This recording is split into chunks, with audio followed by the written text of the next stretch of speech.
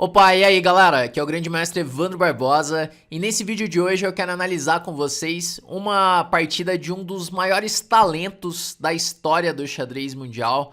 Uma partida que foi jogada pelo jovem prodígio indiano Praggnanandhaa, de apenas 13 anos. Para quem não sabe, o Praggnanandhaa ele se tornou Grande Mestre com 12 anos de idade e é impressionante a evolução desse garoto. Nessa semana ele ganhou um torneio, um aberto muito forte na Dinamarca, o Extracon Open, um torneio que reuniu ali vários grandes mestres. Ele era o número 20 do torneio pelo rating, acabou conseguindo ganhar o torneio com 8,5 em 10, 8 pontos e meio em 10 rodadas e fazendo ali uma performance de 2,740 de rating. Então foi algo sensacional mesmo. E durante o torneio, o Praggnanandhaa ele venceu ali 3 grandes mestres com mais de 2,600 de rating, empatou com outros 3 grandes mestres de 2,600. E eu escolhi aqui uma dessas partidas, a partida que eu gostei mais, para analisar com vocês, beleza? Bom, mas antes de começar aqui a análise da partida, eu tenho um recado para te dar. Do dia 12 ao dia 19 de agosto vai rolar a Semana do Xadrez, que vai ser uma semana em que eu vou ser o seu treinador. Então, para você participar, é só você se inscrever no link que eu vou deixar aqui na descrição do vídeo, beleza? Então já vai lá e confirma a sua participação. Bom, então bora começar aqui. Então a partida que eu escolhi foi a partida em que o Praggnanandhaa ele estava de brancas contra o grande mestre italiano Daniele Vocaturo, que é um grande mestre com mais de 2,600 de rating, é um grande mestre bem forte. E o Praggnanandhaa, ele de brancas, ele começou com o lance 1 E4. Então o Vocaturo respondeu com C5, cavalo F3 e agora G6. Bom, essa aqui é a siciliana, a variante dragão acelerado. Na verdade, essa aqui é a variante da dragão hiperacelerado. Quando as pretas fianquetam o bispo em G7, jogando G6 já no lance 2. A ideia desse G6 no lance 2 é poder evitar algumas variantes. Por exemplo, quando joga cavalo C6, as brancas podem jogar com bispo B5, levando assim para a variante Rossolimo da siciliana. Então, para evitar esse tipo de variante, o Vocaturo jogou com G6 direto. Então, seguiu D4, abrindo assim a siciliana. C por D4, cavalo por D4, cavalo C6 e agora C4. Bom, essa aqui é a variante Maroczy da siciliana, quando as brancas colocam os peões em C4 e E4. E o objetivo das brancas é poder impedir a principal ruptura das pretas, que é a ruptura D5. É com esse lance que as pretas vão tentar criar contra-jogo nas posições da siciliana dragão acelerado. Então, no momento em que o branco faz C4, o branco ele impede essa ruptura, vai ser bem difícil do preto fazer D5, e o branco ele ganha uma vantagem de espaço muito grande, então vai ser mais fácil para o branco poder desenvolver as peças. Bom, então, aqui seguiu cavalo F6, cavalo C3, D6, e agora bispo E2, um lance bem natural de desenvolvimento. Os últimos lances foram lances bem naturais. E aqui as pretas fazem um lance cavalo por D4. Bom, como eu disse, o branco ele tem uma vantagem de espaço por causa desses peões centrais, os peões de C4 e E4. Então, para o lado que está com menos espaço, então do lado das pretas, que tem uma posição restringida, uma posição com menos espaço, é interessante trocar algumas peças. Por isso que aqui o Vocaturo faz cavalo por D4. Então as simplificações vão ajudar o preto a ter mais espaço para manobrar. Então veio dama por D4, bispo G7, bispo E3, roque. Então dama D2, é importante tirar a dama de D4 para não levar nenhum tema tático na diagonal. Então agora já começa a surgir algumas ameaças, por isso que o Praggnanandhaa volta a dama para D2 e aqui as pretas fazem A5. Bom, a ideia desse lance é poder ganhar mais espaço na ala da dama, poder jogar com A4 e assim desenvolver a dama para A5, que é uma casa onde a dama vai ficar muito ativa, ela vai ficar muito bem colocada. Então seguiu aqui com F3, assim defendendo o peão de E4 e podendo em algumas posições pensar em levar o cavalo para D5, que vai ser uma casa forte para o cavalo. O cavalo ele vai ficar muito bem colocado em um posto avançado ali em D5. Então veio A4 e aqui rei F2. Bom, esse aqui é um lance um pouco diferente, um lance estranho, né? O natural seria rocar pequeno. Qual que é a ideia desse rei F2? O Praggnanandhaa, ele já está imaginando que as brancas vão levar para um final. Porque como a ideia das pretas é jogar o dama A5, ele está pensando em levar o cavalo para D5, para assim poder levar o cavalo para uma casa onde o cavalo vai ficar forte e também trocar as damas. Então, por isso que ele preferiu levar o rei para F2 para conectar as torres do que rocar. Porque como está se aproximando de um final, o rei ele vai ficar muito melhor colocado no centro do que no canto do tabuleiro. Então, por isso que ele faz o lance rei F2. E algo que me impressionou bastante nas partidas do Praggnanandhaa é que ele jogou de uma maneira muito técnica esse torneio. Então, sempre levando para os finais e convertendo as vantagens nos finais muito bem, porque normalmente a gente espera de um jogador jovem como ele partidas de ataque, partidas em que ele vai tentar sacrificar material de alguma maneira, mas ele jogou de um jeito assim muito técnico, como um jogador bem experiente mesmo, não dando chances para o adversário. Então, depois, se você analisar as outras partidas dele durante esse torneio, você vai perceber que ele jogou vários finais, e esse aqui eu acho que foi um dos finais mais instrutivos. Então o rei F2 ele já está com esse plano de jogar o cavalo D5 para levar para um final. Então veio dama A5, torre de A para C1. Então, como a ideia é jogar o cavalo para D5 e tomar de C em D5, ele já coloca a torre na coluna C com a ideia de poder ocupar a sétima. Então ele já está planejando abrir a coluna C, por isso que esse lance ele faz bastante sentido, o lance torre de A C1.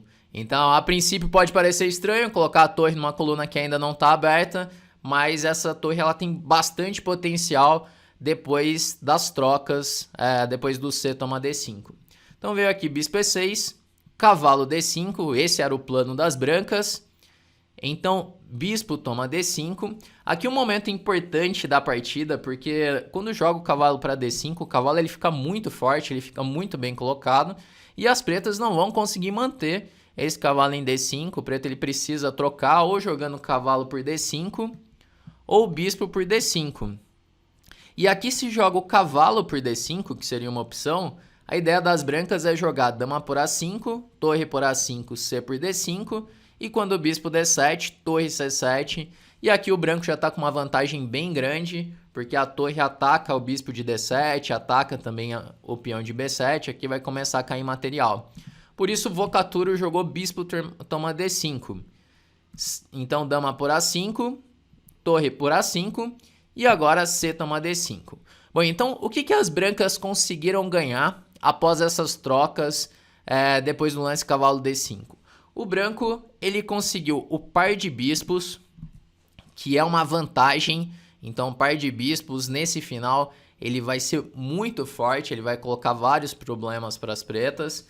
O branco ele também conseguiu abrir a coluna C. E como a torre ela já está na coluna C, as brancas ameaçam invadir a sétima fileira. É onde a torre ela vai ficar melhor colocada, já atacando os peões de E7 e o peão de B7. Então esse é um final difícil jogar de pretas. É um final onde as brancas vão apertar bastante, vão criar vários problemas aqui para o preto resolver. E nesse momento o Vocaturo ele comete o primeiro erro. Aqui ele deveria ter jogado com E6 para tentar criar contra-jogo no centro. Ainda assim, depois de D por E6, F E6, o branco ele tem vantagem nessa posição, porque o peão de D6 ele fica fraco, o branco ele pode começar a explorar algumas fraquezas que surgiram aqui na estrutura de peões. mas seria uma maneira mais ativa de jogar de pretas. Aqui o Volcatura ele fez cavalo D7, que é um lance típico da Siciliana Dragão acelerado, abrindo a diagonal do bispo de G7, podendo trazer o cavalo para C5 também.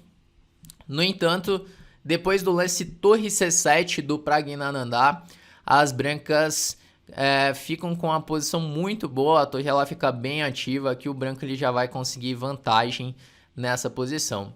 Então veio o cavalo C5 e agora torre B1, defendendo assim o peão de B2.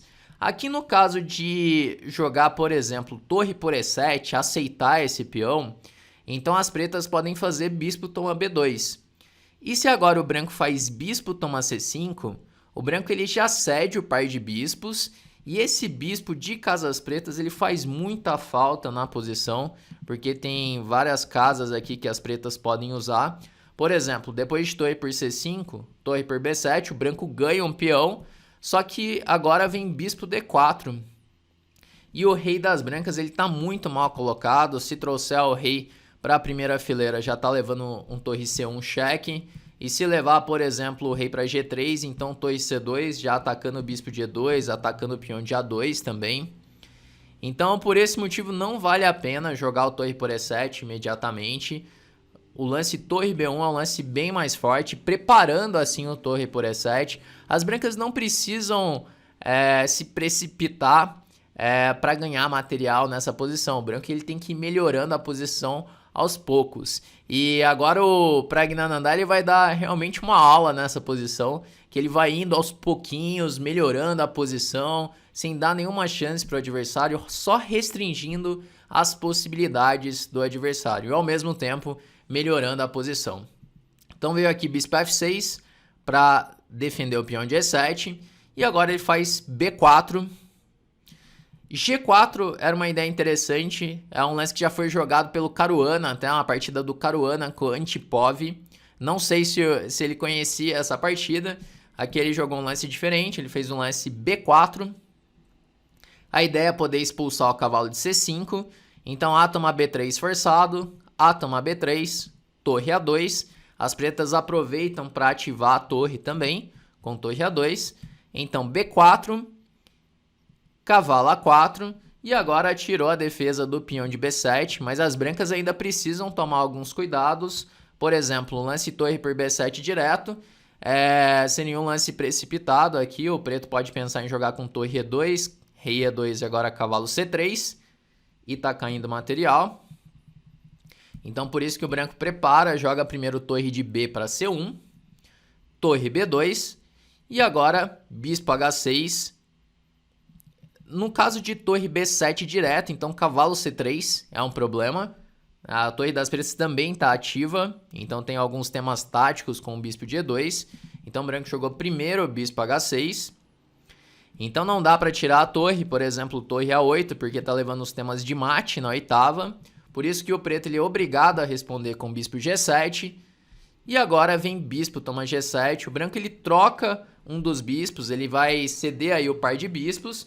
Mas acontece que agora não tem mais defesa para o peão de E7. O branco ele finalmente vai conseguir ganhar material. Então vem bispo G7, rei G7, torre por E7, torre por B4 e agora torre de C7. As brancas conseguem dobrar as duas torres na sétima. Então se uma torre na sétima já causava problemas, imagina duas torres na sétima. Agora a torre de F8 ela fica presa na defesa do peão de F7. E o peão de B7 também está atacado. As pretas não vão conseguir defender aqui essa posição. Então, se fizer um lance como, por exemplo, um B6, então F4, o branco continua ganhando espaço, continua melhorando a posição. Se cavalo C5, E5 é forte, porque agora D por E5 o cavalo está no ar. Então, o Volcatura ele jogou G5. Ele tenta evitar o F4, de repente conseguir ativar o rei depois com o rei F6. Já que não vai ter essas ideias de F4 e E5. E aqui o branco ele aproveita para criar um peão passado, um lance bem interessante das brancas. As brancas fazem um lance E5 direto, então não dá tempo do preto se defender com o rei F6 para defender essa ideia de E5. Talvez fosse mais forte jogar o torre por B7 direto, já ganhar esse peão. É que o Praggnanandhaa provavelmente não queria deixar o Volcatoro ativar o rei com o rei F6 e depois rei E5. Por isso que ele jogou o lance E5 direto para criar um peão passado. Mas torre por B7 também era um lance bem forte na posição. Então ele jogou E5, D por E5, D6.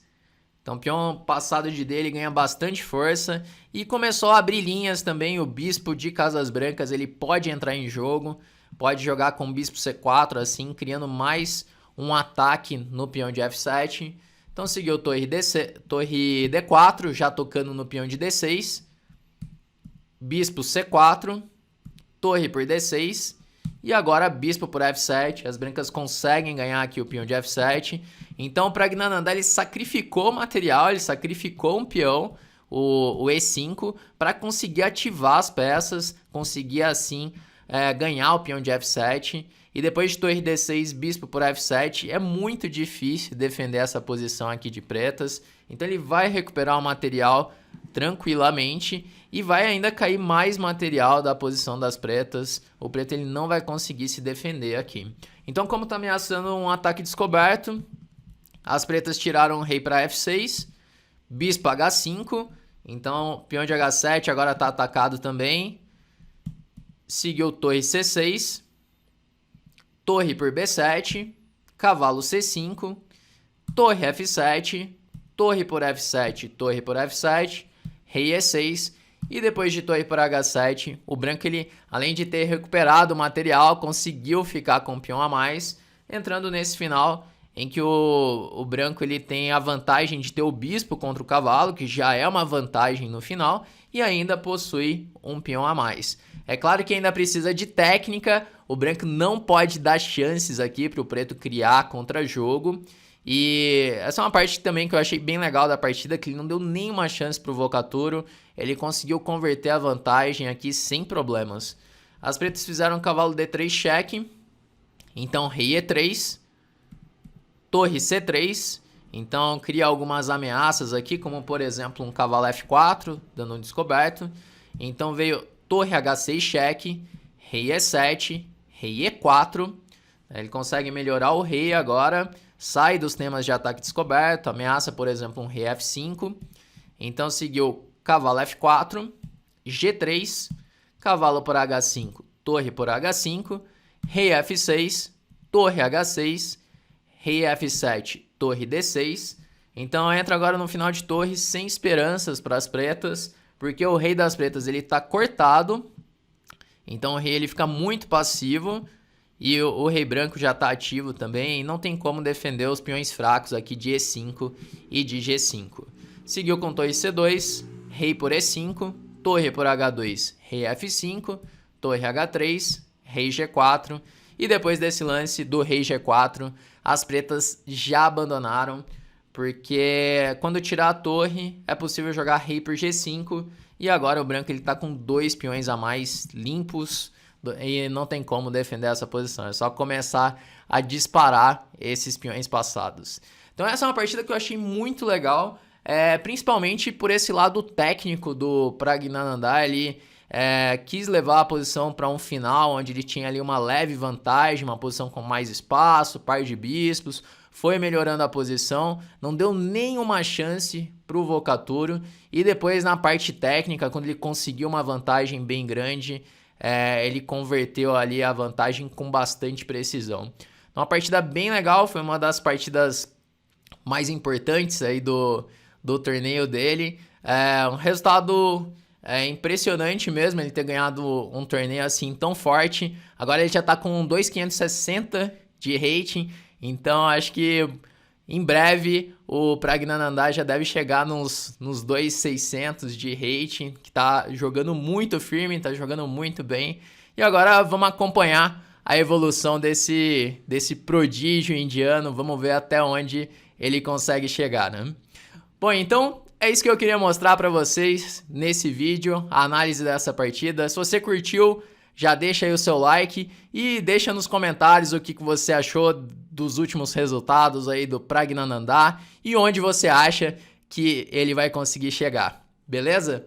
Bom, então é isso. Vamos encerrando por aqui e até o próximo.